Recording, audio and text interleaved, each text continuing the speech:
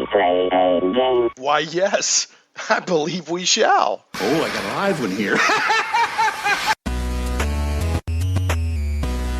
Getting geeky in Little Rock, it's Shane Plays Geek Talk, a journey into the things we love. I'm your host, Shane Stacks. Thanks so much for tuning in. Always glad to have you. Today's show is going to be a smorgasbord, a cavalcade, if you will, of geek news. So haven't done it in a while. And today is going to be one of those. Used to, the show, I would spend like the first 20, 30 minutes doing news items, and then I would have my guest to interview. But I felt like that really stole a lot of time from my guests, even though I would let them comment on the news items and all of that. So now I just do these big honking news episodes every now and then. So let's get this one going. And, did you hear that someone set us up the bomb? What happened? Someone set up us the bomb. We get signal. What? Main screen turn on. It's you. How are you, gentlemen? All your base are belong to us. You are on the way to destruction. What you say? You have no chance to survive, mate, your time. Ha ha ha. So, if you recognize that just strange but amazing bit of internet history, that is All Your Base, also known as All Your Base Are Belong to Us, which was it was one of the first major internet memes, just things that went around. And it's celebrating its 20-year anniversary, and Ars Technica has an article up right now called An Anniversary for Great Justice, Remembering All Your Base 20 Years Later. It's by Sam Makovec. I hope I'm saying that correctly. And the sub sort of title is Back in Our Day, Memes Didn't Benefit from Centralized Services like YouTube and Twitter. I think this actually went around before YouTube became a big thing. And the story on it is that there's a video game called Zero Wing. And that's the introduction, setting up that, the big baddie's coming and, launch, and it says, take off every zig. And those are the little fighters that go out and fight the bad guys. And it's just it's an action video game. Ars Technica describes it as a competent shmup, shoot 'em up, from the Sega Genesis in 1992. But what caught everyone's attention, because the game itself was okay. It was like I said, it was competent, but what caught everybody's attention was the translation into English. The localization was done by somebody who didn't know English very well, but I guess he's who they had. So he just, did this hilarious, unintentionally hilarious translation of the opening. It's supposed to be all threatening and setting it up, and instead it's just great. And as the Ars Technica article points out, its wackiness circulated on the internet as a tiny gift. And on the early internet, we're talking, early 2000s, a tiny GIF with each of its silly phrases. How are you, gentlemen? Someone set us up the bomb. That's actually my favorite. Someone set us up the bomb. And what you say? Pulling significant weight in terms of weirdly placed clauses and missing pronunciation. Early internet communities poke fun at the sequence by creating and sharing gag images that had the silly text inserted in various ways. And like I said, you see this kind of stuff all the time now, but back in the day, you didn't see it a lot. So this was a biggie. This is a big part of internet history and how internet and pop culture sort of combined. And then there was somebody took all these images and they took the opening sequence and they took and put a computerized voice, because I think in the original game, there wasn't a computerized voice that was, someone set us up the bomb and hello, gentlemen, and make your time and all your base are belong to us. It was just text. And somebody put that robotic voice to it. And then they did this like techno beat and ran all these images with it.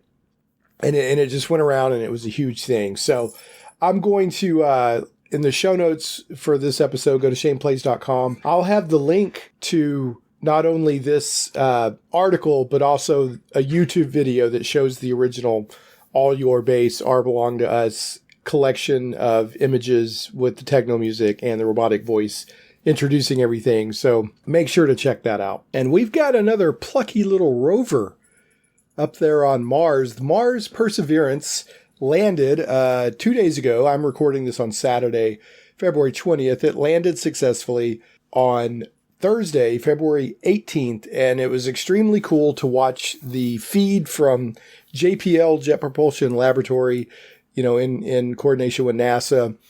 They've successfully launched and landed yet another one of those cute little rovers that's zooming around all over Mars and just going crazy and doing all kinds of just crazy rover stuff up there. But again, this one is Perseverance, and I recommend if you missed it while it was happening, or if you watched like the coverage on major news channels or whatever. I watched it via what's called the clean feed on YouTube. JPL had a live feed from their control room, and the clean feed means you were just getting the discussion and chatter among the team, and occasionally they would put graphics up to kind of represent what was going on with the rover as it, separated from its main spacecraft and descended and all that. It was really interesting, and the clean feed is just, I don't know, to me much superior than, when you're watching on like a major news channel. They cannot have any dead air, so they just have to keep chatter and chatter and chatter, and even if there's nothing to say. That's just the nature of it, so I understand why. But the clean feed is really interesting, and I'll put a link to that in the show notes at shaneplays.com. And, it lasts about 2 hours, and, it's just fascinating to see all the, they're so nervous, but they're so professional. And, just all the checks and everything they go to, and just the excitement of the team when it landed and the first images came through is just really cool to watch. So definitely go check that out. Another thing that a lot of people are checking out right now, and I'm checking it out as well. I haven't seen the most recent episode. I'm up to episode 6. If you haven't heard yet about the new Marvel Cinematic Universe series, WandaVision, on Disney Plus, this isn't exactly a news item, but I want to just take a moment and recommend it. It's really, really, really well done. It's unique, it's clever, it's odd, it's its own thing, but it also connects directly and strongly into the main Marvel Cinematic Universe. And if this is an example of the quality of Marvel TV shows and movies we're going to get, post Endgame, I'm very encouraged, because Marvel Cinematic Universe under Kevin Feige, or is it Feige, and the other people involved, so many people involved making it great. That first 10 years was spectacular. They had all these movies that tied in together, and they just told an amazing, compelling story, and it just so much good character growth and so much good storytelling and just good, pure, exciting, fun entertainment. And so I've been curious. I'm like, okay, now that I think it's phase 4 they're going into, if I remember right. Anyway, it's extremely well done. And it starts off very quirky. I'll try not to give away too much, but it starts off very quirky. The first 3 episodes are basically Wanda and Vision. Who Vision, by the way, I don't think this is a major spoiler because, Endgame and Infinity War have been out for a while, died. Thanos killed him. So how is Vision around? And that's one of the questions that will have to get answered. But they're basically living in sitcoms, like 50s sitcoms, 60s sitcoms. Like every episode advances, you get up to like 70s, 80s, and they're like in a sitcom.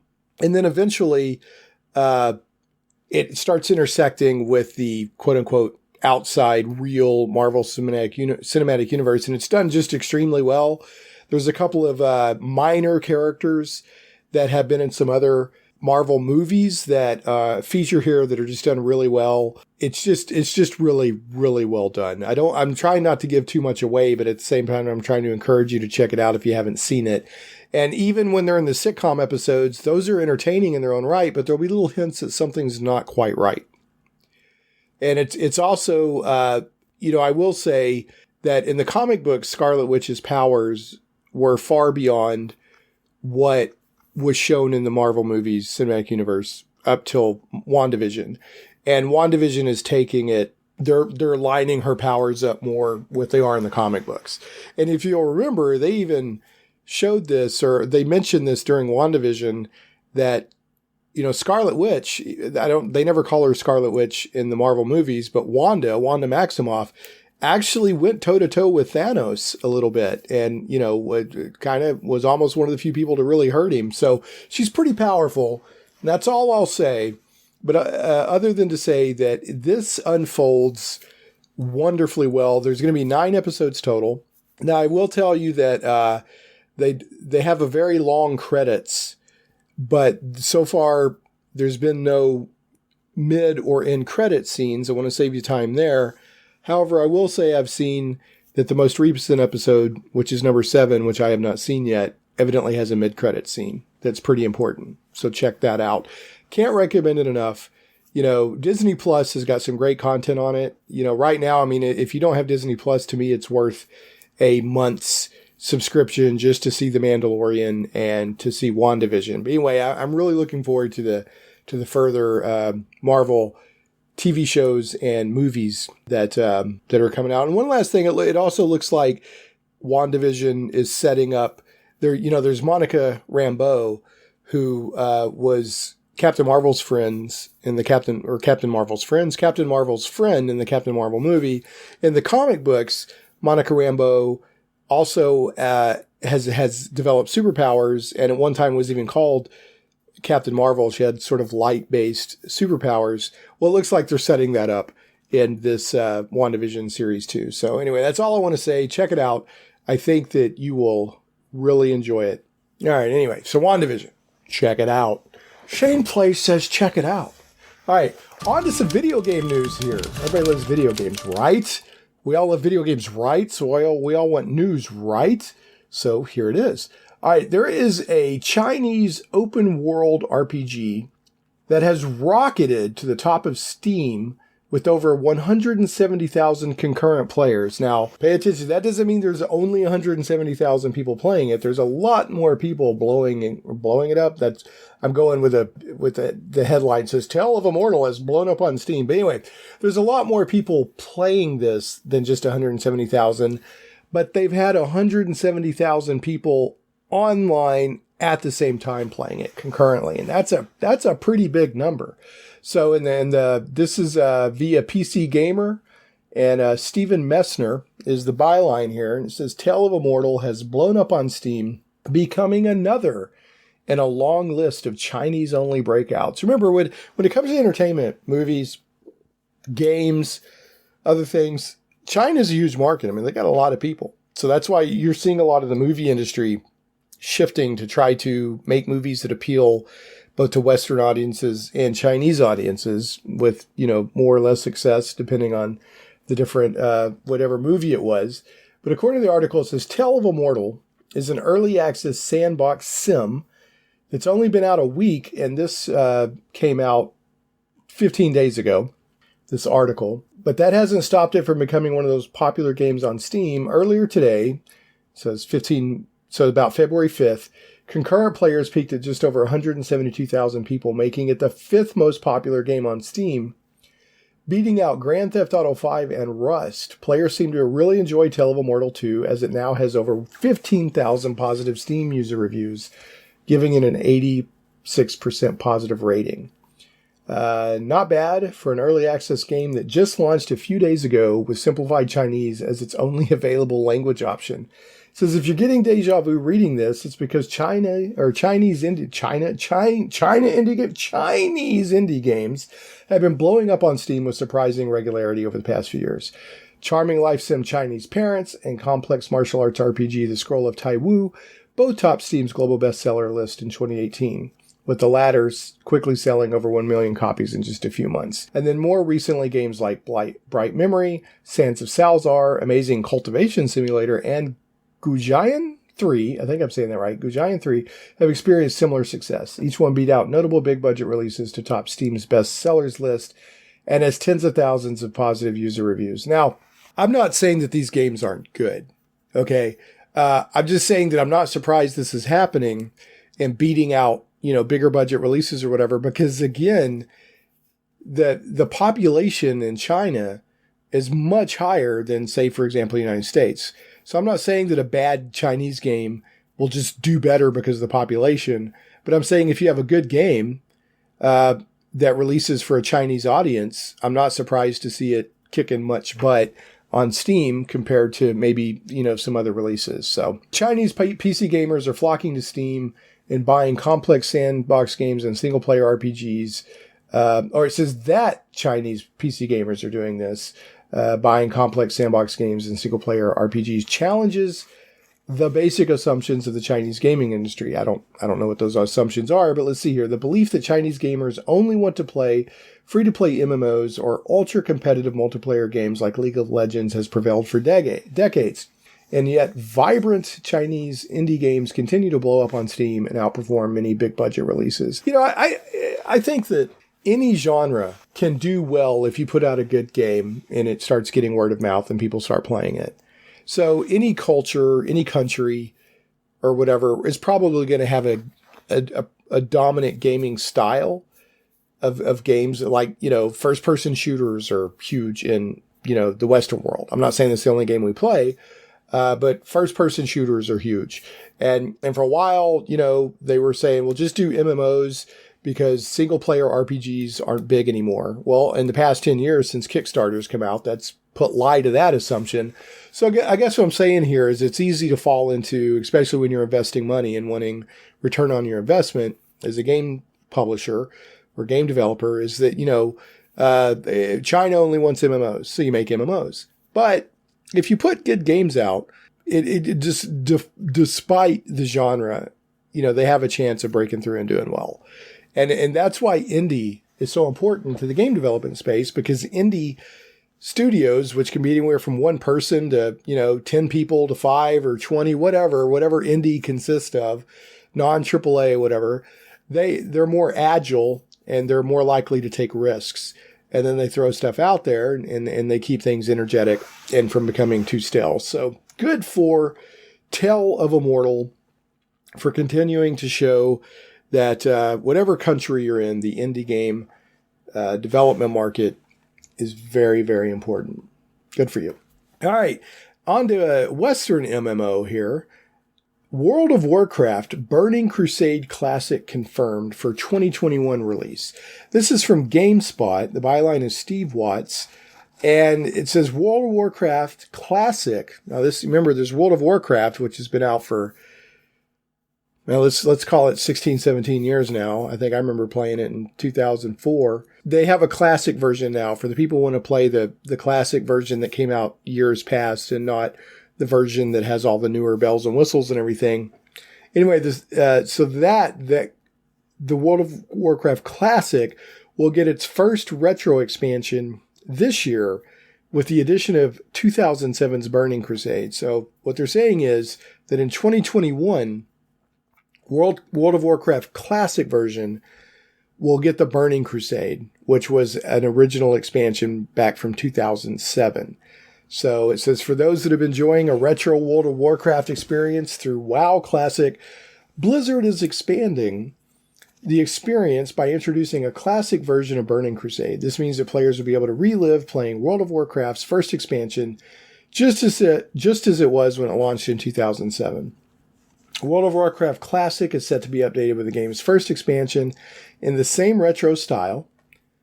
World of Warcraft Burning Crusade Classic will launch, quote-unquote, later this year, letting you step back into Outland as it appeared in 2007. The expansion will let you play as a Blood Elf or Draenei. I hope I said that right. I'm not, I play a little bit of MMO, or Worldcraft. I've played a little bit of World of Warcraft, but it's definitely never been my main MMO. Anyway, you could play a Blood Elf or Draenei in WoW Classic. Content will be released in phases, letting players experience the Burning Crusade progressively over time. That means the community can prep itself for events like the opening of the Black Temple and the Sunwell. If those mean anything to you, good for you. It will also reintroduce arena PvP, jewel crafting, and flying mounts into the WoW Classic experience. I remember flying mounts was a big deal back in the day. And then WoW Classic players will also have a choice as whether they advance to Burning Crusade. You'll be able to keep your characters in the vanilla Classic version of the game or move them to the Burning Crusade era. So, World of Warcraft, the Burning Crusade Classic is included with any WoW subscription. So if you're playing the main game or Classic already, you'll get to access this content for free. And I think, I'm positive, not just think, that World of Warcraft went to a free-to-play for maybe like the first 20 levels or something like that a while back.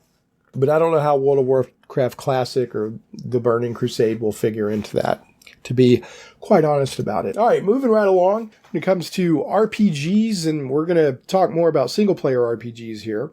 Every year, Philippe Pepe, and if you don't know Philippe Pepe, he's got the RPG book, ebook out there that you can find. Just search for Philippe Pepe and search for RPG book, the RPG ebook. It's free. Okay, let me clear that up with a quick footnote and help explain it better.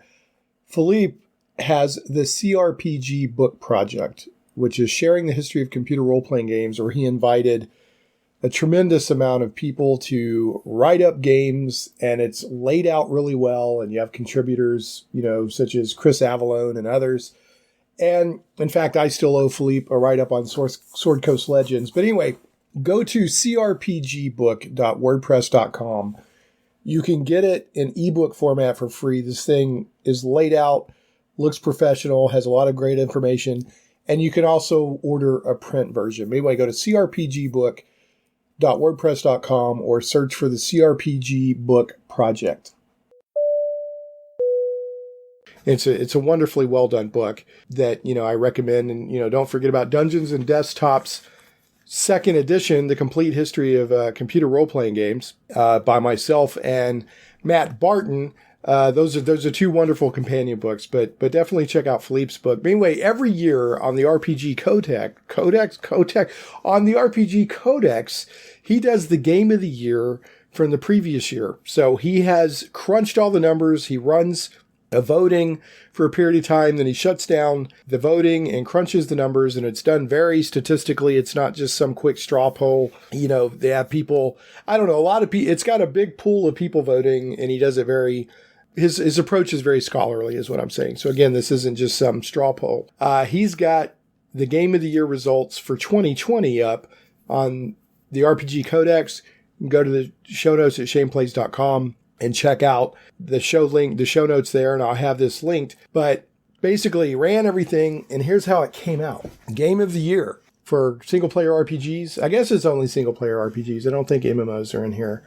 He's cut the categories into just two this year, which is Best RPGs of the Year and Best PC Ports/Remasters. But so the Game of the Year, the first, coming in at number 1 is Wasteland 3. Coming in second is Yakuza Like a Dragon. And coming in third is Troubleshooter Abandoned Children.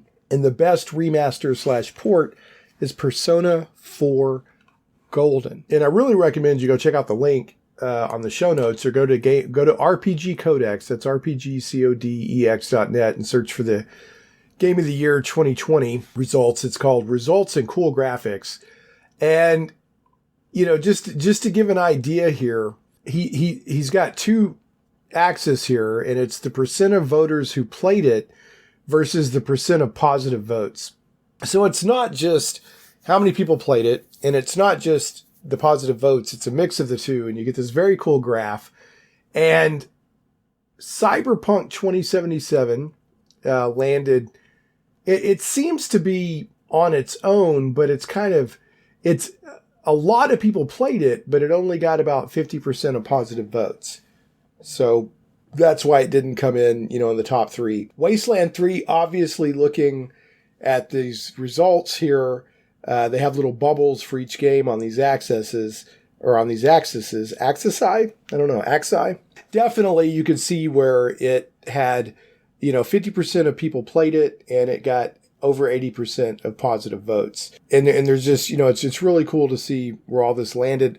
Interestingly, Marvel's Avengers, I guess that could kind of be considered an RPG, because there's advancement and you build your character and stuff like that as you go on. Only 10% of people played it, and it got about 15% of positive votes.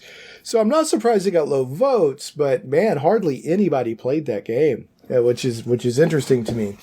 Genshin Impact, which has been getting a huge amount of players, only about 15% of people played it that took a part in this poll, and it got about 35% of the vote. But to give you the full top 10 on the list here, and it's a Bayesian, that's what I was trying to think of earlier with this kind of statistical approach. It's a Bayesian average where he kind of lands everything. So it's not just a popularity, it's more than just that. So number 1's Wasteland 3, number 2 is Yakuza Like a Dragon, 3 is Troubleshooter Abandoned Children, 4 is The Dungeon of Nahulbuk. I think I'm saying Nahulbuk, The Amulet of Chaos. 5 is Spellforce 3, Fallen God. 6 is Horizon's Gate. 7 is Cyberpunk 2077. 8 is Trials of Mana. 9 is Vaporum Lockdown. And 10 is Nox Archaist. So I want to mention a couple of things here. 1, RPG Codex is a community that loves RPGs. So there's probably a lot of names of games in there you haven't heard of. That just shows you that the RPG scene is a lot bigger than you might think. I'm pretty keyed in to the RPG scene, computer RPG scene, I should say, and I don't know a lot of these titles. I'll mention a couple. 1, I think Cyberpunk 2077, despite the bad press it got when it first came out, and most of that is because of bugs on consoles. Even, there are bugs on PCs, but it was the consoles that gave the biggest problem. I think it's a pretty amazing game. It's very immersive, and it's a lot of fun, and I enjoy the story. And then, I recommend checking it out, despite what you may have heard. It is a very well done game. And then this Nox Archaist game is very interesting. It is I hadn't heard of it until, I think the only reason I even really know of it is because of my friend Matt Barton and Matt Chat, and then also the RPG Codex. They actually developed an Ultima style, like a classic Ultima style game in a custom game engine coded entirely in 6502 assembler. And I believe they developed it on Apple hardware, like old classic Apple hardware. So you could play it on an Apple, I think an Apple II, if I remember right, or you could play it on Mac or PC. Yeah, it's, let me look here. Yeah, it's Apple II. So I'm pretty sure they actually developed it on an Apple II. So if you're wanting that classic computer RPG, like Ultima type experience, I mean, it looks like it.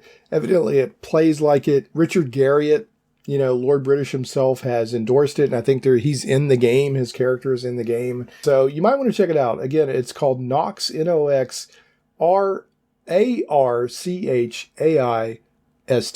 From both the "This is why we can't have nice things" and the "Who didn't see this coming" departments, let's take a look at a story involving McDonald's and Pokemon. So a couple of weeks ago, McDonald's decided to release Pokemon. Well, they didn't decide 2 weeks ago, but they started doing it a couple of weeks ago. They started selling Happy Meals with Pokemon cards to help celebrate the 25th anniversary of Pokemon. And it was, hey, nice idea. And I think people could also come in and buy the packs at McDonald's separately from the Happy Meals. Well, what happened. People went nuts. People started snapping them up left and right and started scalping them like crazy. I think on eBay they had some sets for like $1,000. Anyway, so the original story, which sounds nice, is from Hype Beast.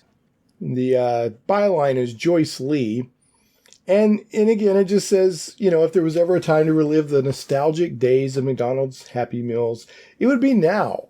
According to sources, the fast food chain is expected to bring Pokemon trading cards to its Happy Meal in celebration of Pokemon's 25th anniversary. This article is from February 4th. So the Pokemon and McDonald's promotion is rumored to launch in February and is set to feature 25 cards. So the whole thing is 25 cards, right? Consisting of the different Pokemon starters throughout its various series. Fans might even have a chance at picking up Pikachu, who was a starter in Pokemon Yellow. To differentiate the cards from other editions, the cards will include a 25th anniversary stamp on the corner. So, and of course this did happen. They started selling them, and, in the same article, a supposed McDonald's manager named Mia Socks. I don't know where that name, I'm not trying to make fun of the name. I don't know how to say it. MJISAACS. I don't know if that's a name or an online handle. Revealed that the Happy Meal is set to come with 4 card booster packs. Each pack will reportedly contain 4 different starter Pokemons, one of which will be a holo card while the other 3 are non-holos. This means that each of the 25 cards will be available as both holo and non-holo. Hold on to your hats for this, bringing up the total of cards to 50. So, Pokemon Company at this point had yet to officially reveal the promotional set, but some McDonald's stores had already begun advertising. And yes, of course, it did happen. The scalpers descended. Here is a article from IGN, posted February 11th, and I've seen a couple of other articles pop up, including official statements from McDonald's. But the headline is, McDonald's, quote-unquote, strongly encouraging restaurants to prevent Happy Meal Pokemon card scalping. Seriously, did nobody see this coming?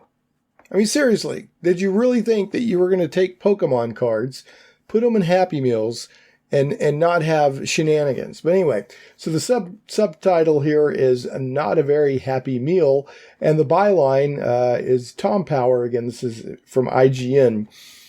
McDonald's has revealed it is, quote-unquote, working quickly to restock Pokemon 25th anniversary trading cards, following reports that scalpers are profiting from the limited edition packs. Really? Yeah.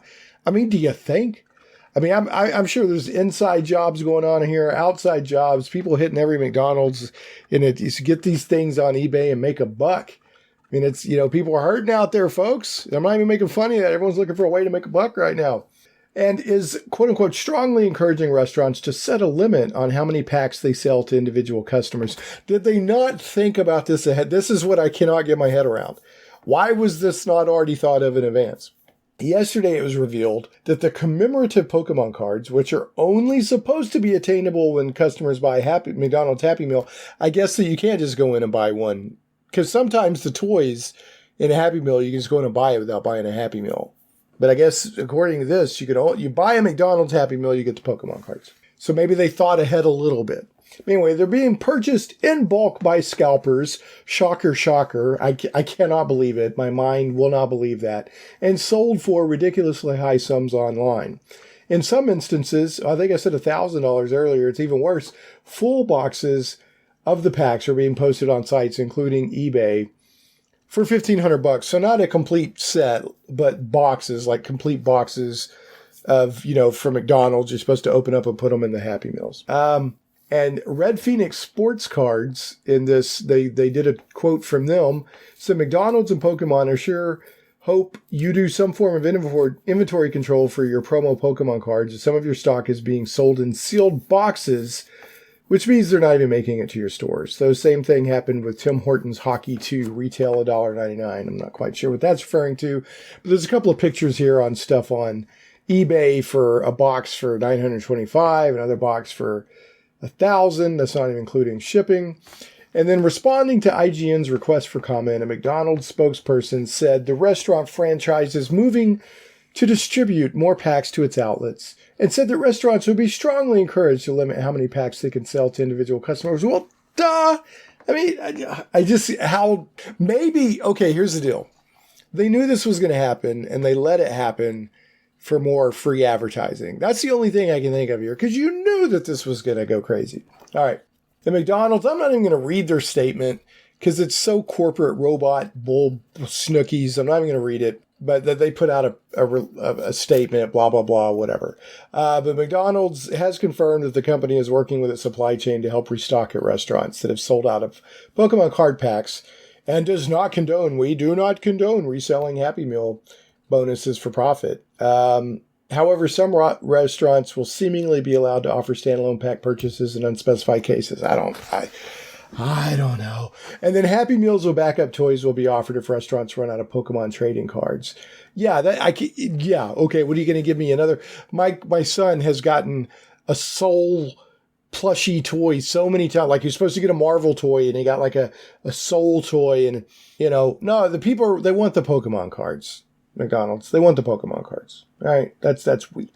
Anyway, there you go. In other Pokemon news, Post Malone, I don't even know who that is, will perform a virtual concert on February 27th, 7 days from now, as part of the franchise's year-long anniversary plan. I don't know who. I don't know. I don't care. Pika what? Anyway, go to McDonald's, get a Happy Meal, get some Pokemon cards, folks. If the scalpers are kind enough to allow you to do so. All right, let's take a moment and do some show notes, and then we'll get back to the news. And folks, you want to stick around after the show notes because there's a lot more news to come, including I've got Babylon 5 news, I got Red Dwarf news, I got Day of the Dead news, I got Batman the Animated Series news, Godzilla vs. Kong, Lord of the Rings trilogy stuff, J.R. Tolkien's former home, DC Comics, a Spawn universe of comics coming, Dragonlance. I got all kinds of news coming, so stick around right after these show notes. A reminder that you can get links and notes and whatnot on each episode of Shane Plays Geek Talk at shaneplays.com. That's ShanePlays.com. Our last show is there, among the other places it goes out. That was episode 236, the most anticipated geek movies of 2021 with Dave Ellswick. Do that show. That's an annual show every year with Dave, and it's always a lot of fun. The podcast does glow.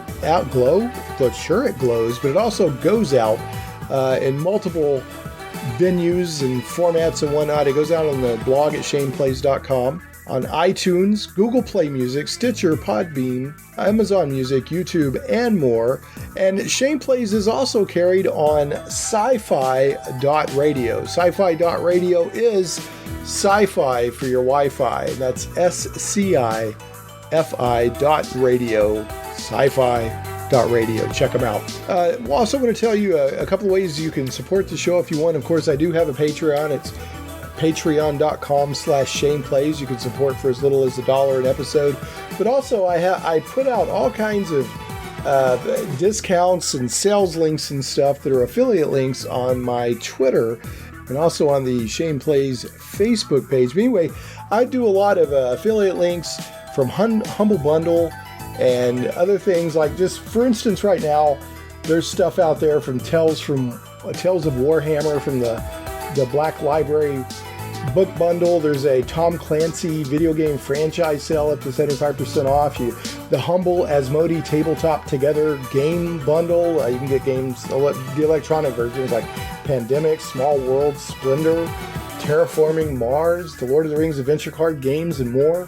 Another one, Make Your Own Magic and Inventions. You can do all the make stuff. You can do cosplay and armor and the Magician Handbook. Also, I put stuff out there that's not, I don't even make any money off of. I just put it out there on my Twitter and Facebook to be of use to people. The Bundle of Holding has a Dragon Age Fantasy Age RPG bundle.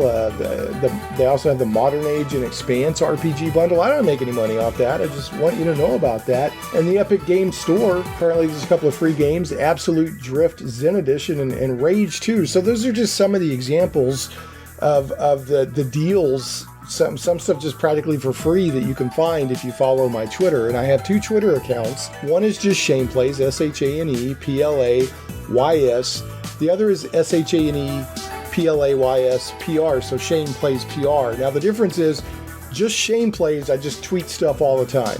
Whatever, I tweet podcasts, show-related stuff, I tweet deals, I tweet bundles, I tweet every little fevered thought that comes into my brain and that I type out on the keys. And Shane Plays PR is just the meat and potatoes. If you just want news announcements, stuff about the show, and then the free games and the Humble bundle deals and stuff like that, follow Shane Plays PR. Also want to remind you about Dungeons and Desktops. That is the Dungeons and Desktops, the History of Computer Role-Playing Games, 2nd edition. That is my book that I co-authored. Well, it's actually Matt Barton's book of Matt Chat that he graciously allowed me to co-author with him. And that is the definitive book on the History of Computer Role-Playing Games, 2nd edition. I mentioned that briefly earlier in the show, but you can find it at Amazon. It's linked, I'm sure, from the Shane Plays website. So go check that out if you're into computer role-playing games at all. And last but never least, I want to give a shout out to Cursova Magazine, CIRSOVA Magazine, advertising partner, Cursova Magazine. Again, that's CIRSOVA Magazine. I was just reading some H.P. Lovecraft recently, and this magazine, Cursova Magazine, is keeping the torch alive for the pulp fiction, the adventure fiction. It's also got new fiction in that vein, adventure fiction, amazing tales, that kind of stuff. They're keeping the torch alive. It's so cool over there, and they're also currently reprinting the very cool comic series Bad Axe. So check that out. It's Cirsova Magazine, CIRSOVA Magazine. And that's it for the show notes. Thanks so much for listening, and let's get back to the Geek News Cavalcade. All right, let's get going with some geeky TV news here. First up, Babylon 5 finally gets remastered and is now available to rent or buy online. This is via space.com with the byline Scott Snowden. And the sub-headline here is it's available on Amazon, iTunes, and HBO Max. Now, I checked, it is available on Amazon Prime Video, but it's not for free under Prime. You got to spend $1.99 per episode. I would assume the same for iTunes, but it looks like it's free on HBO Max. Now, when on Amazon, it said, remastered on the little title card or thumbnail image or whatever for the show, and it didn't say that on HBO Max, but I'm assuming that it's the remastered version on HBO Max. And I gotta say, it's pricier than most of them, but HBO Max has a lot of good stuff on it. I gotta say, I've been really impressed with HBO Max. But anyway, here we go. J. Michael Straczynski's epic sci-fi saga, Babylon 5, has finally received a long overdue upgrade to HD of sorts, and is now available as a digital download from Amazon and iTunes. We're available globally and on HBO Max. Now, it goes on to say that it's not quite as comprehensive an overhaul as, for example, like Star Trek The Next Generation received, but it's far better than the DVD quality that we've been forced to watch until now, and it's probably the best it's probably the best that we'll get. Babylon 5 Remastered has been scanned from the original camera negative. The film sequences were scanned in 4K and then finished or downscaled back to HD with a dirt and scratch cleanup as well as color correction. The CGI and composite sequences have been digitally upscaled to HD with only minor tweaks where absolutely necessary. So it doesn't sound like they replaced any of the special effects or anything like that. And then tragically, according to the post here, the remaster retains a 4:3 aspect ratio, not 16:9, even though the show was filmed for widescreen and released on DVD and widescreen. So that's kind of a bummer. I mean, I guess it's cool to have a remaster, but I don't know the reasons why it was done in 4:3. But I personally would probably rather watch it on DVD and widescreen than on 4:3 remastered. But that's just me. Next up, we've got some Red Dwarf news here. Now, I've actually recently discovered that all of Red Dwarf is on BritBox, the BBC streaming service or the British streaming service or whatever. The British Netflix, Netflix for British TV shows. And there's a couple of seasons of Red Dwarf I need to catch up on, as well as a movie. So I'm really excited about this, but I'm bummed by this headline and article that it says Legal Row, and for those of you who don't know, row is another way of saying argument or fight. Legal Row puts future of Red Dwarf at risk, and that's via Chortle, the UK comedy guide, and I don't see a byline here. So if there's a byline here and I missed it, I apologize to the writer. It says the future of Red Dwarf has been put in jeopardy because of a row between its two creators. Doug Naylor and Rob Grant dissolved their partnership in the mid-1990s. However, the former, Doug Naylor, continued to write the show, either alone or with other collaborators. However, Naylor has now launched a high court action against his former best friend over the rights to the show. So it just goes on to say there's a lot of back and forth that for some reason, I don't know why Rob Grant is not wanting Doug Naylor to make more stuff or whatever. It's just a big argument. I'm sure it's over money, but I don't know. Anyway, Naylor told the Daily Mail he was launching his action because I want to make sure that I get back the rights to allow me to keep making Red Dwarf, the show I've been writing for more than 20 years. It is bizarre and regrettable that Grant Naylor Productions, which was the previous thing with Naylor and Rob Grant company, and its other shareholders are trying to prevent me from doing so. I don't know. There was some uncertainty. Evidently, they were going to make a couple more feature-length adventures or more special episodes or something after the feature-length adventure, The Promised Land, which I think was the last Red Dwarf thing now. And then this talk stalled because of uncertainty over whoever owns the rights. So why that's suddenly an issue, I don't know, but I hope they get it figured out because, gosh darn it, I love me some Red Dwarf. All right, next up, got Sci-Fi is making a Day of the Dead series. And it supposedly will have some ties to George Romero's original classic Day of the Dead movie. And this is via Bloody Disgusting by John Squires. So if you don't know, Day of the Dead, I think there's been a remake since then. But the original Day of the Dead was the third in what's considered the original Romero trilogy of zombie movies.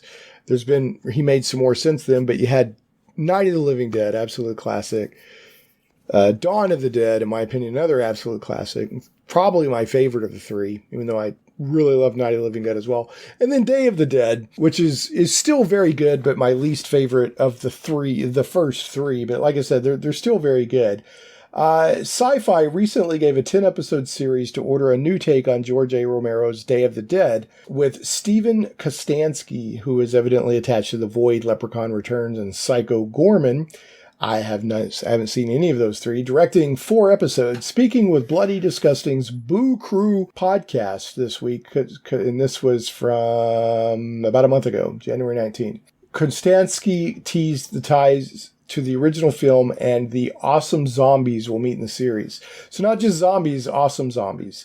Okay, so written by Jed Elenoff and Scott Thomas, who will also showrun Day of the Dead, is the intense story of 6 strangers trying to survive the first 24 hours of an undead invasion.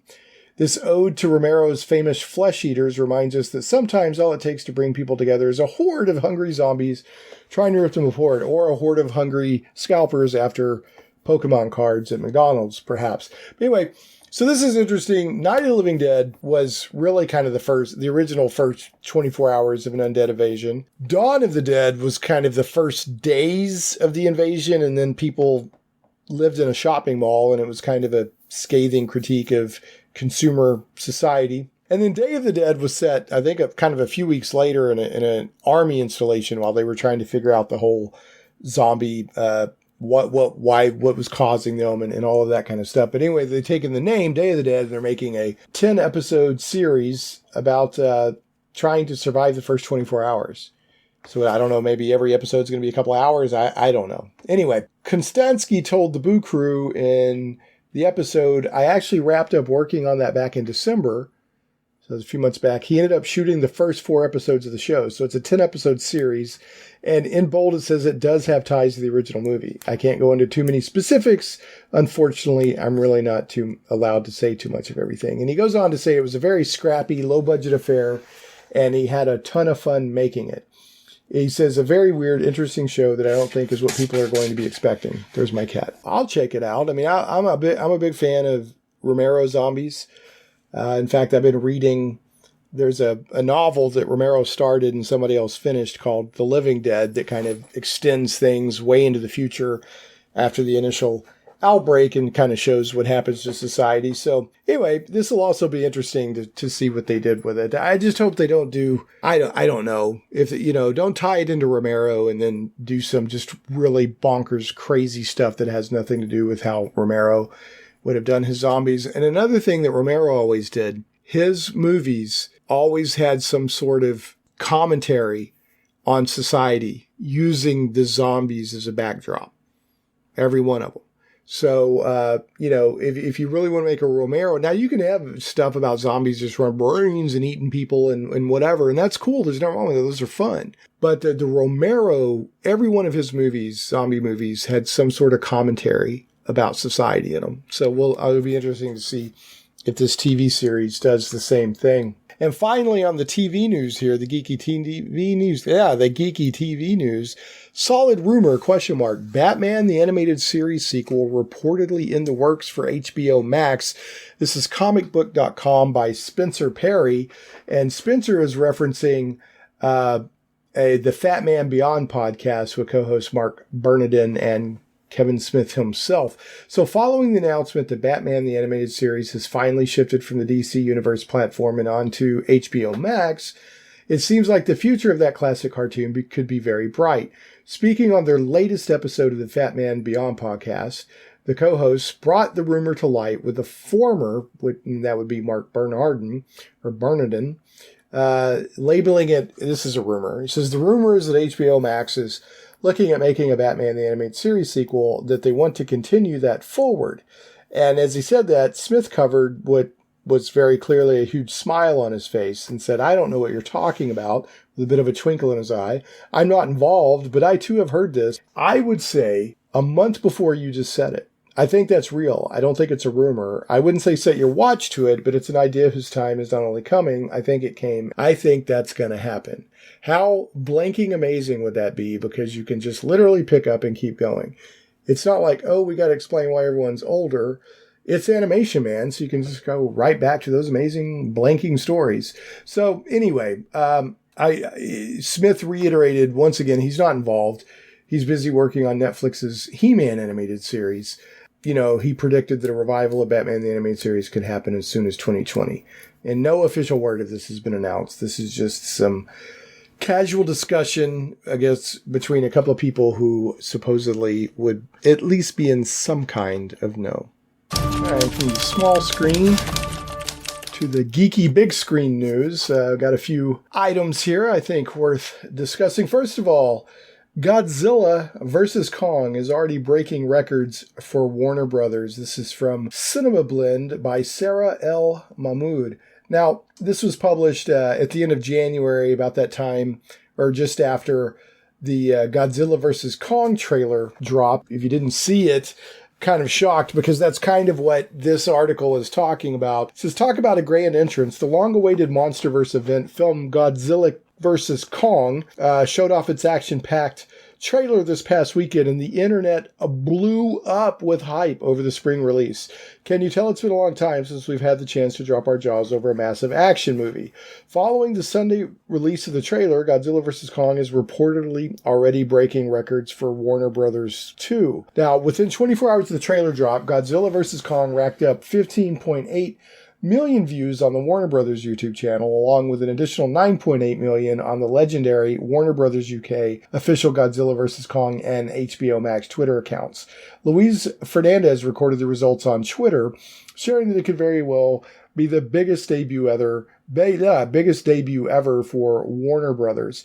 Since the initial numbers have flown in on Monday, Godzilla vs. Kong's trailer numbers on the Warner Brothers YouTube has risen close to 40 million views. To put things into perspective, the Batman DC fandom trailer that came out in August, showcasing Robert Pattinson as the Dark Knight, currently sits at 27.7 million views on YouTube 5 months later. Godzilla vs. Kong's viewership nearly beat its current count in the matter of a day. So, this does look like it's building up to be a great movie. The Godzilla movie that came out, several years ago was decent. Godzilla King of the Monsters was a lot of fun. Really enjoyed it. I've talked about it on the show before. And, in the most anticipated geeky movies of 2021, the most recent podcast, of course, we talked about it again.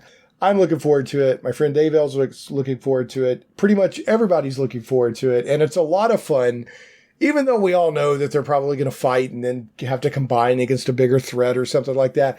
It's a lot of fun to talk smack about who's going to win. I've got Godzilla. Godzilla's the man. I got nothing against Kong, but he's an ape. Okay? He's a big banana-eating ape, and Godzilla is a nuclear thunder lizard. And he's, by all rights, he should just jack him up. Who knows? However they write it. I just want a good, entertaining movie with some Godzilla action. There's going to be some other kaiju. They call them Titans in the MonsterVerse, but they're kaiju. So I'm ready for the throwdown. It's my WWE, and it's going to be a lot of fun. So I hope you're looking forward to the movie like I am. Next up, Zack Snyder's Justice League. This thing went from being, whispers and rumors and everybody denying it. Zack Snyder would kind of drop hints that it was out there. Everyone's like, oh, no. Zack Snyder never finished any kind of movie that could be released in a final form. No. And let me be clear. I enjoyed the Justice League movie that came out where Zack Snyder started it and then Joss Whedon came in and finished it up. I enjoyed it. I liked the tone of it. I thought it was a fun movie. And I thought it was actually a pretty good move in direction for DC because the DC movies, because my take on the Zack Snyder movies has Man of Steel and then, Batman versus Superman, And then, his version of Justice League. He's a very good movie maker, very entertaining. There's a lot to love in Man of Steel, and especially Batman v Superman. If you watch the Batman v Superman Ultimate Edition, which adds a lot of footage, it's a much better movie than released in a theater. But I don't like his dark vision for DC. I mean, I like my superhero movies and my superhero comics to be bright four colors. That doesn't mean dark stuff can't happen, but the overall tone, I want to be bright, four-colored, optimistic, good guys kicking bad guys in the behind, all that stuff. But I do think that Zack Snyder's DC movies make for good Elseworlds. And Elseworlds is DC's version of What If. It's like, this isn't the main continuity. It's what if this happened? It's not the real continuity, but it's kind of an imaginary story that could have happened. And that's how I like Zack Snyder's stuff. And if you watch this trailer, I'll, of course, link it in the show notes, shaneplays.com for this episode. It's a great trailer. It looks like a fun movie. You got all kinds of wacky, crazy action. You've got footage showing like Cyborg, looks like before he became Cyborg. You got more Flash footage. You got Superman in the black costume, which a lot of people wanted to see, which from the classic, after the death of Superman, you had the reign of the Supermen, and Superman was running around in a black costume that was kind of helping him get his powers back and all this stuff. And it looks funny. It's got a Joker in it, in Batman's vision of the future. And so whether it's dark or not, it looks like it's going to be a heck of a lot of fun, and I'm going to watch it. There's no way I'm not going to watch this thing. Even though it's, Zack Snyder, again, is not my preferred mainstream DC movie storyteller. This movie looks like it's going to be great.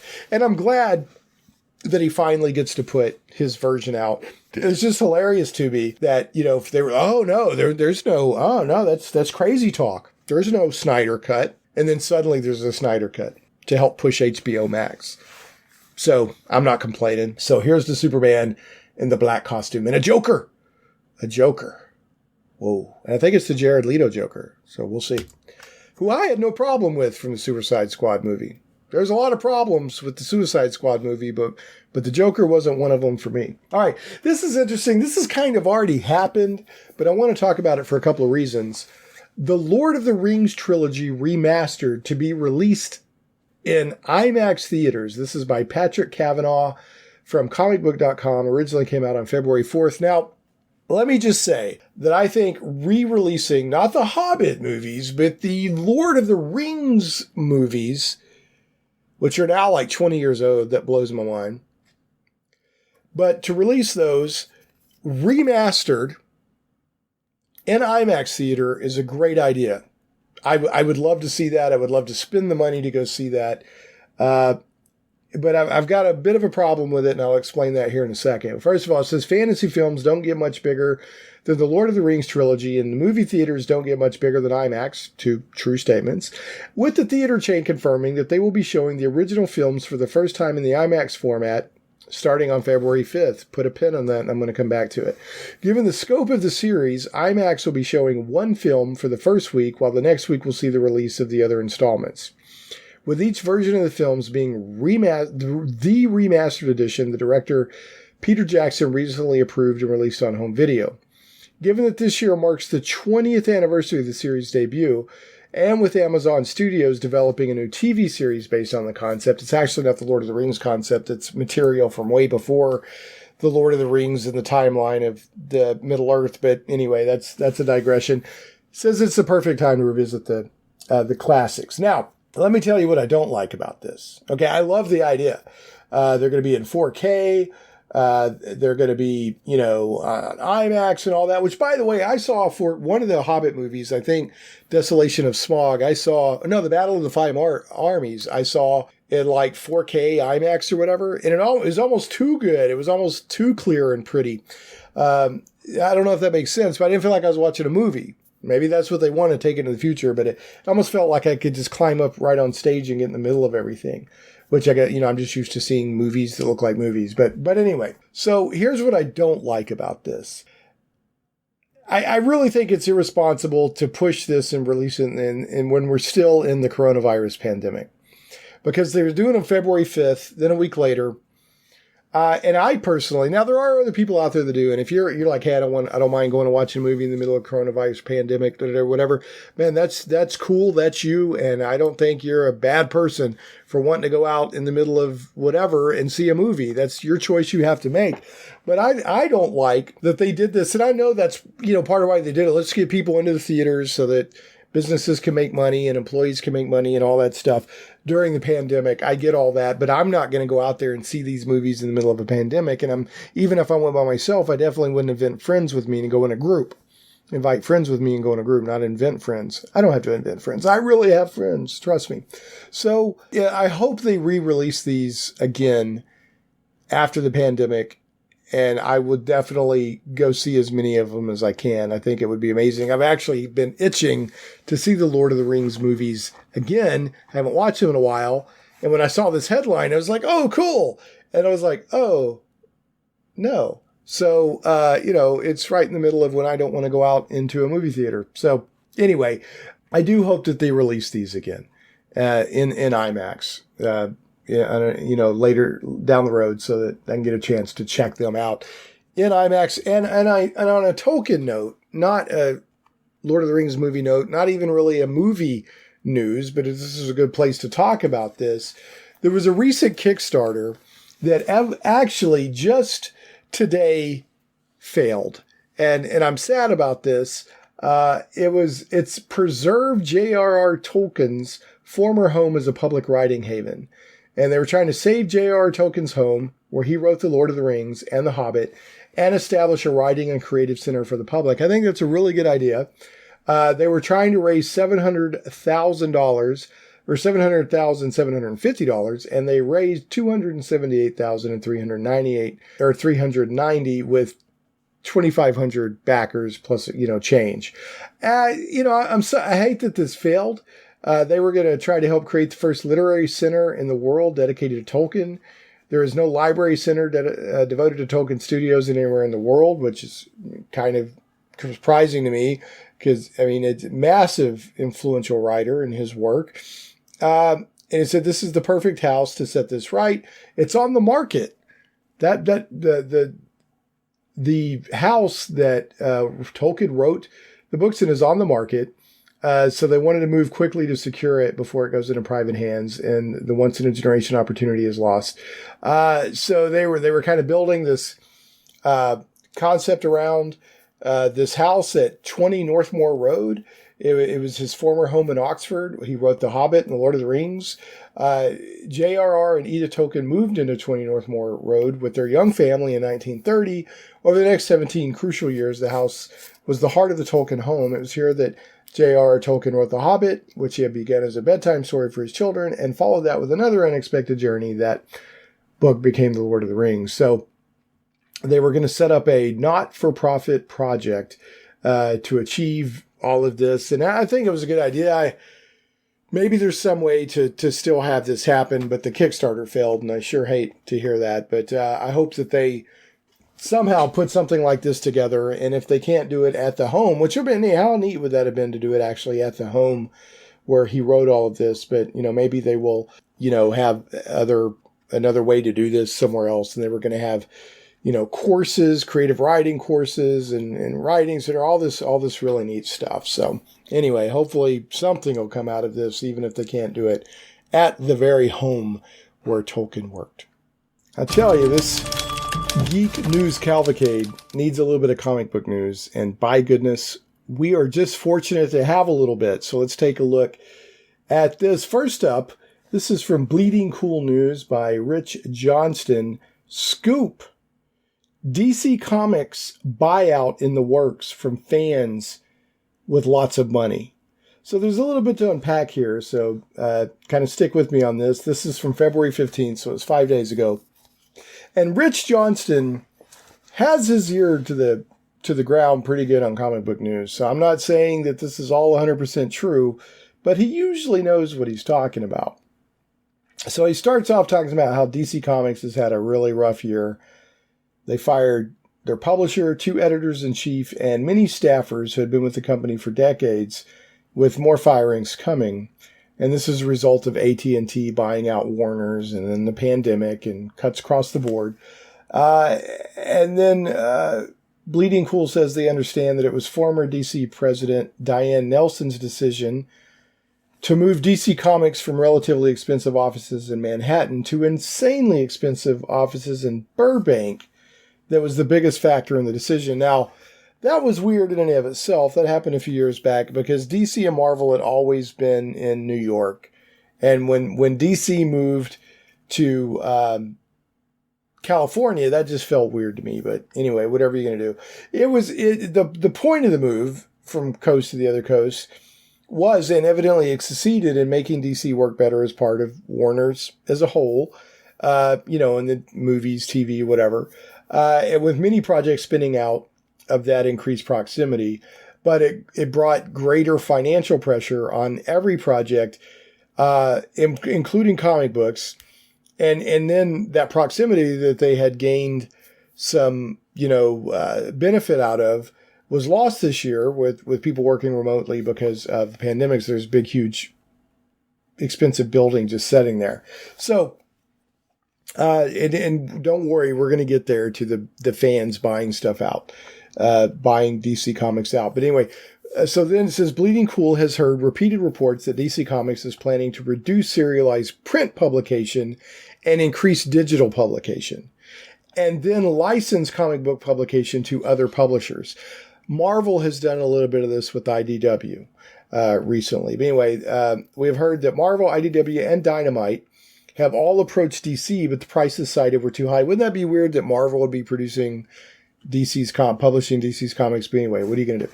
But the price was too high, but Penguin Random House evidently was willing to pay it. So they're, the DC Comics themselves are going to be published by Penguin Random House, evidently, if I'm understanding this right. But this is still all rumor and hearsay. It's from prominent people, but it's still rumor and hearsay.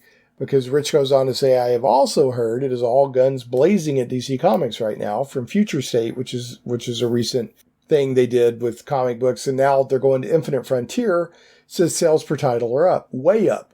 But the line is smaller. That means fewer books, actual titles out there, and with fewer editorial staff. But per title, per allocated desk space, profitability is up. It also helps that some rather pricey exclusive creator deals are also a thing in the past. And you had Brian Michael Bendis and some other stuff that were exclusive and quite expensive. There is some suspicion that everything is resting on the Infinite Frontier performance as to whether or not DC Comics continues to have serialized print comic publishing line at all. But as it stands, things are very good, better than they have been at DC in some time, which is good. I mean, good for them. I didn't want anything to do with Future State. I'm tired of event comics. I just want good, solid, month-to-month, entertaining stories with characters I like. That's what I want. I'm tired of event comics. But if that, or event, big event stuff, but if that helps sell books for them, more power to them.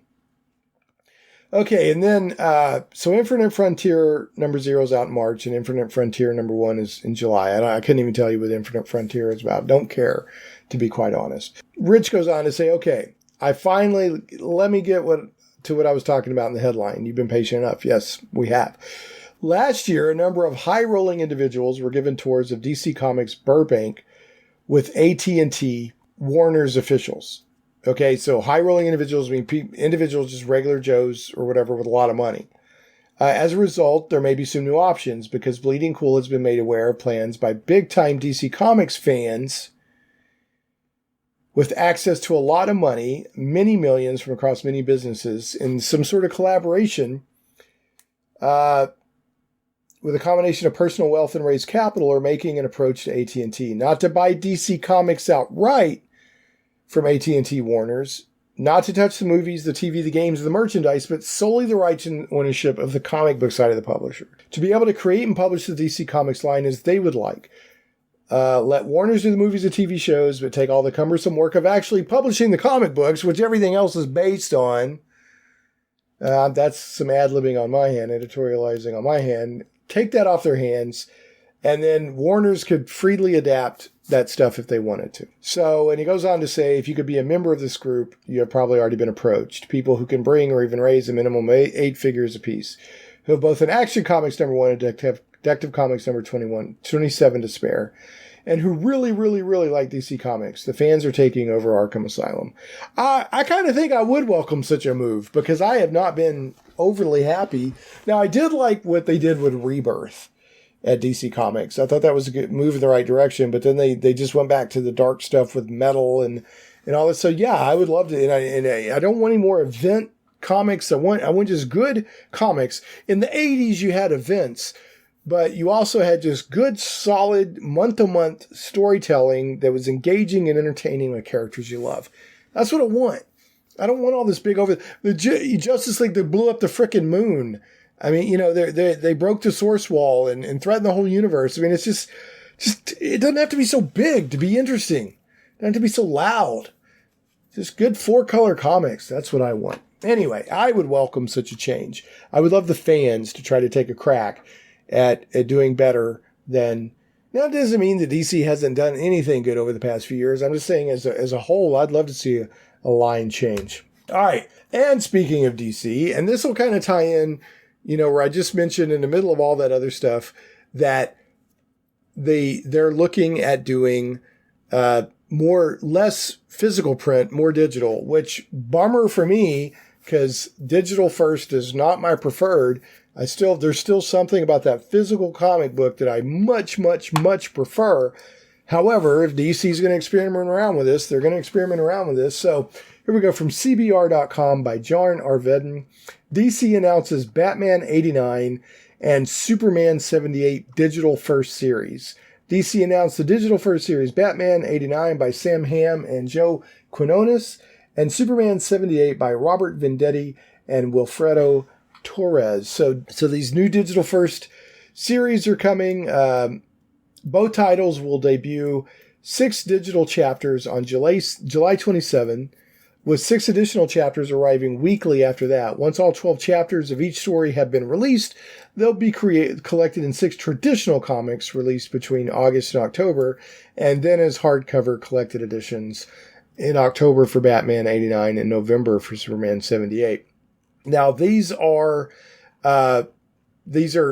continuing the adventures of Batman. You know, that when they say Batman 1989 or Batman 89, they're talking about Tim Burton's movie Batman and continuing that world. It says in the new Batman 89 comic, Hamm and Quinones will help usher in the return of the Selina Kyle Catwoman, and will debut a new Robin. Plus, Quinones has a vision for Harvey Dent Two-Face that is as close to the movie magic as comic can get. And Sam Hamm, if you don't know, wrote Batman and Batman Returns. So this is the person who actually wrote those the Burton Batman movies. So who else better to, you know, continue the adventures as they quote unquote really would be. And, you know, they set up, if you'll remember, they set up Billy D. Williams to be Harvey Dent, but then they never went anywhere with that. So you know, originally there were plans to have Billy D. Williams playing Two-Face, which would have been really cool. And now, talking about Superman, it says, in the vein of DC's plans for Batman 89, Rob Venditti and Wilfredo Torres will collaborate on Superman 78 to tell stories set within the world Richard Donner and Christopher Reeves created in Superman the movie. In Superman 78, bystanders are surprised and delighted by Superman's abilities, and Lois Lane doesn't yet know that Clark Kent is secretly Superman. So this is between, I guess, Superman and Superman 2, because in Superman 2, Lois Lane, you know, finds out that movie. If that's a spoiler for you, I'm sorry. It's been out since like the late 70s or early 80s. Okay, so this sounds pretty fun. I'd like to check these out. Like I said, I'm bummed they're digital first, but this sounds fun. I'd like to check this out. Both of the atmospheres created in the Superman movie and the Batman movie. You know, those not the current Batman movies, but the one from 1989, and then the 70s Superman movie. There was just a cool tone and atmosphere to those movies. So looking forward to see where they go with that. And then we've got an interesting little tidbit from Todd McFarlane. Now, you may be aware that Spawn has become the longest running creator-owned comic book. I think it passed Cerebus for that maybe with issue 300. I'm not sure, but fairly recently, it became the longest-running creator-owned comic book. On top of that, Todd McFarlane has been talking a lot about another Spawn movie, both of which I think would be cool. I've actually been, for the past few months, reading the collected origins of Spawn. So I'm up to like issue 50 or 40 something for Spawn. Back in the day, back in the 90s, I probably read like the first 15, 20 issues, and I read like the Violator miniseries, and I read the Angela miniseries, and I enjoyed them well enough. But I find going back all these years later, I'm actually enjoying them even more and appreciating them more. At the time I thought they had good art, but the story was kind of weak. The writing was kind of weak. And yeah, let's be honest, especially some of those early issues, McFarlane's writing is rough. The plotting is always good, though. There's always interesting plotting. And the art between him and Greg, is it Capello? I hope I'm saying that right, is amazing. There's so much cool stuff going on in the artwork and those early, and I'm assuming still, I haven't read any Spawn recently, but they're just such good artwork and cool stuff and just so many moments that remind you why you love comics. Like, oh, that looks so cool. So I was interesting to hear the news about the movie and the breaking the record for longest running creator-owned comic. But also, and this is fairly recent news, this is on Bleeding Cool, but I've seen it in other places too, Todd McFarlane is sharing a shared Spawn universe. Sharing a shared Spawn universe. He's announcing a shared Spawn universe. The headline from Bleeding Cool anyway is, and this is also again from Rich Johnston, Todd McFarlane announces Spawn's universe, launching 4 new comics. So what he's doing is he's launching a shared universe of comics that are all within the Spawn universe. It says Image Comics president Todd McFarlane announced his plan to create a greater multi-character interconnected comic book universe based around his Spawn comic at the Retailer Summit Comics Pro. His stated goal is to establish a shared fictional universe over time in the vein of what the other comic industry giants Marvel and DC Comics have accomplished with their comic book universes. So as part of his announcements, McFarlane announced 4 new titles coming out in 2021, with 3 of them continuing on as regular monthly titles, meaning that there will be an opportunity for fans of the Spawn character and his new expanding world to get their stories from it on a weekly basis. So there'll be like a comic coming out every week, instead of just 12 times a year. In June, and what McFarlane is calling 2021 the year of Spawn, comic retailers will be able to order Spawn's Universe #1, a book that will set the stage with a story that will then spill out into the other new monthly titles. And there's some cool artwork here showing all these kind of macabre Spawn type characters looking all cool together. The first of which will be published in August with a book called King Spawn #1. The character Spawn will now join the rare company of stalwart characters like Superman, Batman, and Spider-Man that will have multiple monthly books for the same title character. It will also mark the first time in 28 years that anyone can buy a monthly issue #1 Spawn book, giving McFarlane hope of reaching a new generation of readers that missed out on the initial launch of Spawn in 1992. So what this is saying is like Spider-Man, Batman, Superman, X-Men, there's different characters, the Punisher at one time.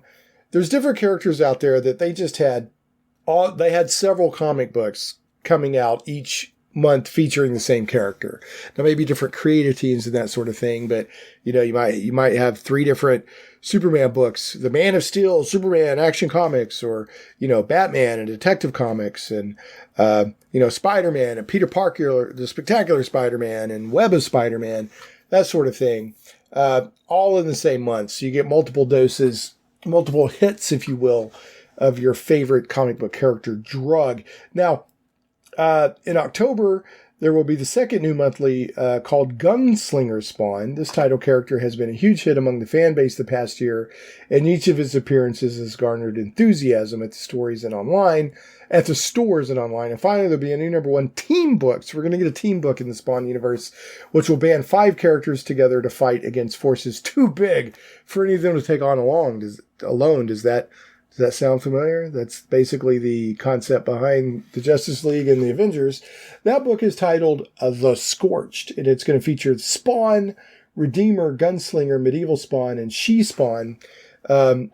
Begin the group's adventures, but McFarlane promises a rotating cast of heroes over the coming months to keep the roster of heroes fresh.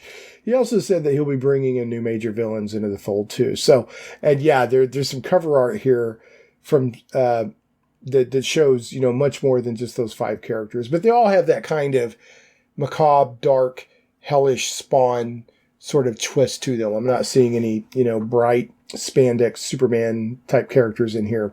And then McFarlane goes on to say, the simple question is this: DC Comics started a shared universe in the late 1930s. Marvel Comics began theirs in the early 1960s. So can lightning strike a third time beginning in 2021? He says, I personally do not have the answer to that question right now, but the only way to get an answer to that question is make the attempt in the first place. There's been other companies, of course, that have had shared universes, Malibu, and I'm just going to name a couple. Some of the Image and Wildstorm stuff, of course, Valiant Comics, and Charlton's done. I'm just throwing stuff out there, and there's been a lot of shared universes. But what he's saying is, will any, Marvel and DC hit really big with their shared universes, and can he do that as well? We'll see. It's interesting, rereading the early Spawns. It was obvious they were part of a shared universe. There was a lot of references to Youngblood and, some other Image titles. Maybe that was unofficial. Maybe he was just having fun with that, or maybe the other Image creators wanted in on that too. But I noticed that at the beginning, the first few issues of Spawn, there was a lot of that, and then it kind of tapered off, I guess, as the different creators went their own ways.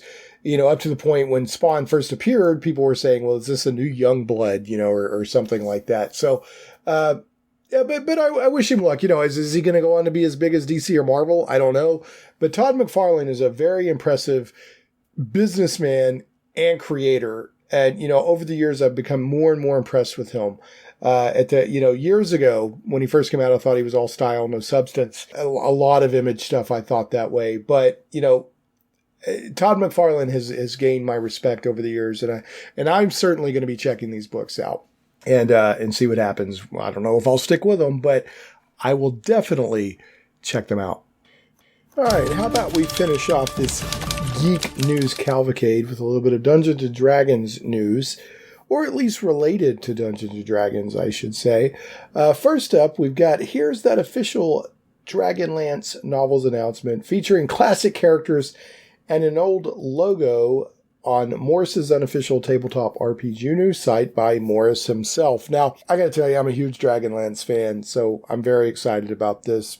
And what Morris goes on to talk about, it says, we've known about it for a while due to lawsuits and product placeholder pages on Amazon, but they finally resolved all the big lawsuit drama and et cetera, et cetera. And now Margaret Weiss and Tracy Hickman have just announced their new Dragonlance series of novels. Yay! And this will be January 25th, 2021, when this was first reported on, or at least by Morris. It says it returns the most beloved characters from the original novels, as well as a new strong protagonist. It appears that the first book will be called Dragons, or was to be called Dragons of Deceit. But let me back up here.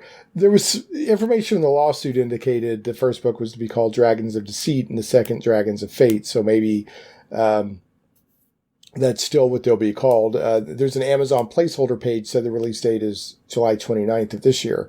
And of course that information may have changed, but we can hope. They're also using the old Dragonlance, the original classic Dragonlance logo, which I prefer, and so does Morris, and it's in the branding is classic Dragonlance. Okay, they're calling it classic Dragonlance.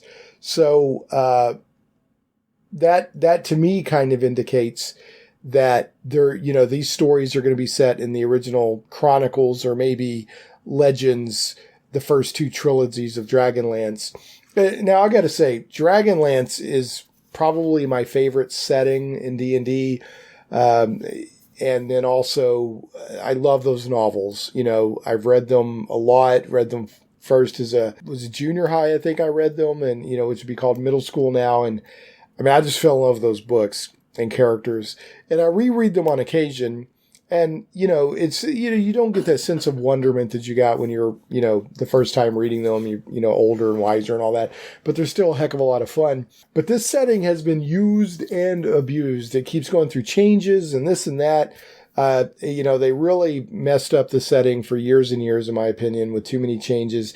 And then they kind of got back to the core of what it should be with the War of Souls several years ago. So that's kind of my take on my super quick take on Dragonlance. But I'm excited that this is evidently classic Dragonlance, which means it's going to be set during the original Dragonlance stuff, which to me is the best time period. Just a lot of fun.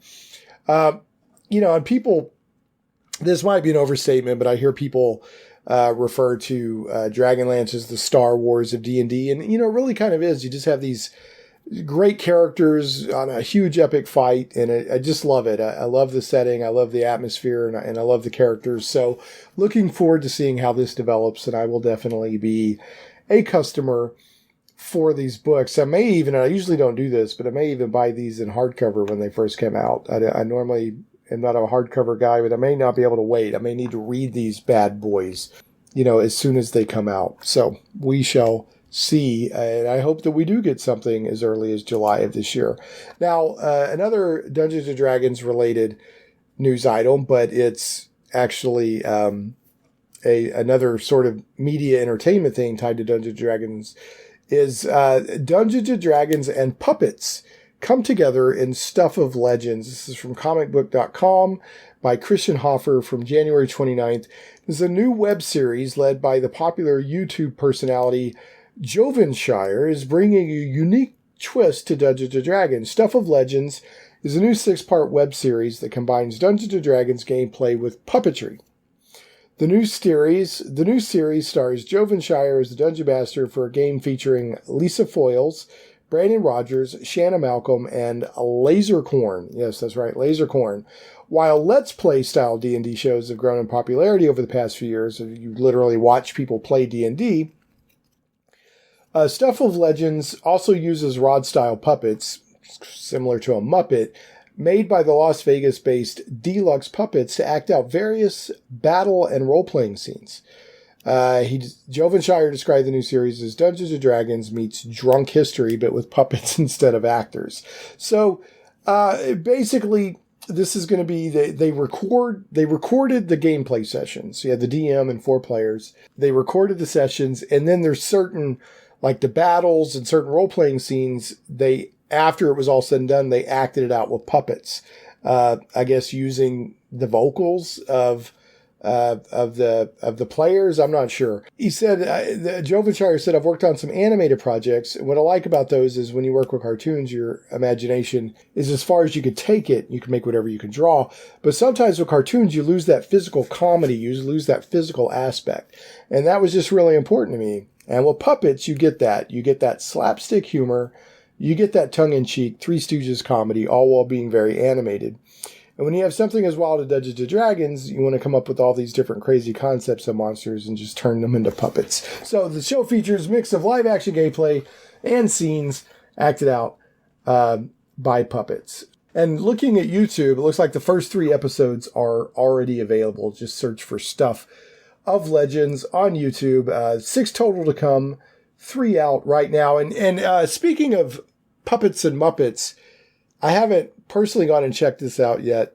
Word on the street is that the Muppets, the original Muppets run, is now on Disney Plus, which is just darn exciting. That's good. If you've never seen the original Muppets, that's good stuff. All right, folks, believe it or not, all good things must come to an end, including this geek news cavalcade. I hope you've been entertained, informed, and delighted by all the cool geeky news. You know, there's so much more, there's so much cool stuff out there. But I hope that you enjoyed this small sample, this tidbit, if you will, of the cool geeky stories making the rounds right now. And we can never forget to share. I have to share with you this episode's bad joke. If you're going to date an extraterrestrial, make sure it's not a Klingon. They have a very hard time letting go. And yes, that was supposed to be as bad as it was. All right, folks, thanks so much for listening to Shane Plays Geek Talk. I really appreciate it. Don't forget, you can go to shaneplays.com. There'll be an episode there with the notes and all the links for everything I talked about today. If you want to know more, or if you missed something I said, just go check that stuff out. It will all be at shaneplays.com. And we will catch you next time on Shane Plays Geek Talk. And again, thank you so much for listening. Shane Plays Radio is blessed to have sponsors, and we appreciate them very much. However, did you know that you can also support the show as an individual for as little as $1 an episode? Simply go to patreon.com/ShanePlays.